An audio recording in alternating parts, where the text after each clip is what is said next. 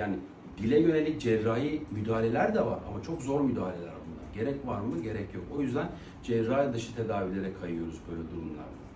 Dolayısıyla bunları bu kadar böyle anlatıyorum. Şimdi senin arkadaşına burun ameliyatı yapılmış, ötekine damak ameliyatı yapılmış, sana cihaz verilmiş.